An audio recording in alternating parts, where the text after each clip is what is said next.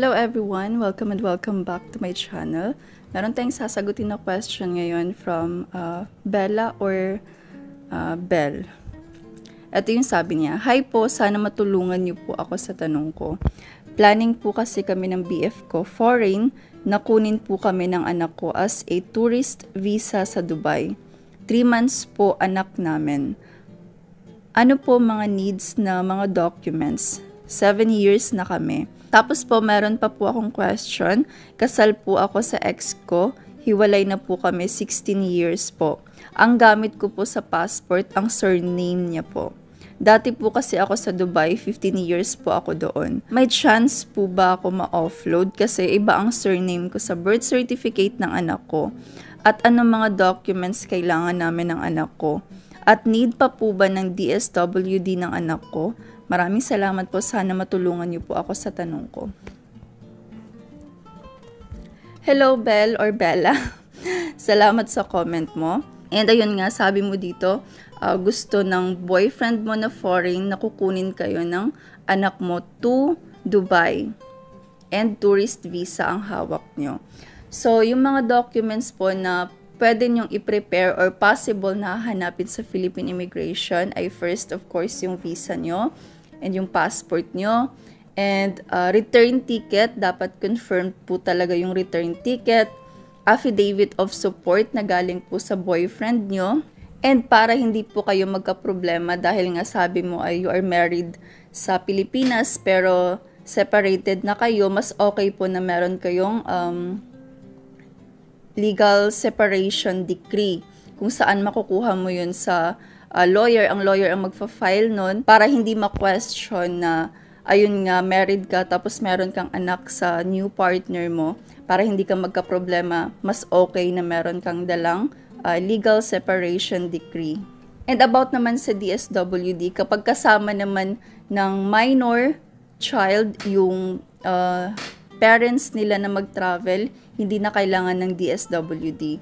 Saka lang po kailangan ng DSWD kapag yung kasama ay, for example, tita, auntie, or basta kapag hindi parents yung kasamang mag-travel, kailangan ng DSWD.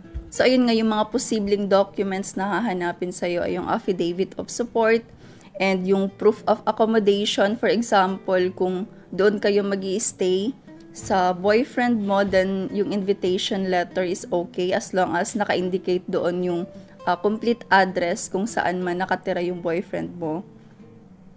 Confirmed ticket to prove na babalik pa talaga kayo sa Pilipinas. Proof of relationship sa partner mo. And of course, yung CFO certificate, CFO Guidance and Counseling Certificate.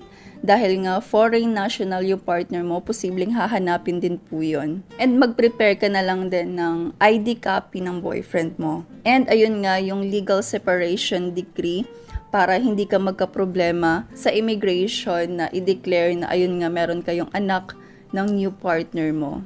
And mag-travel kayo together to reunite with his father. So, baka meron akong nakalimutang i-mention ng mga documents. Actually, ayun nga, hindi rin ako sure talaga kung ano ba talaga yung mga documents na hahanapin sa Philippine Immigration. So, itong mga na-mention ko ay ito lang yung mga posibleng hanapin. Meron akong video about sa mga travel requirements na posibleng hanapin sa Philippine Immigration. Baka hindi ko na-mention dito sa video na to. Please panoorin mo din po yun para ma-prepare mo before kayo mag-travel. Sana nasagot ko po yung question mo, and kung meron ka pang ibang question or clarification, please i-comment mo lang. Sa mga nagbabalak po na mag-apply ng visa and then walang idea kung paano ba mag-start, ano ba ang gagawin? So, ang Roots Travel po ay nag-o-offer ng services like visa assistance.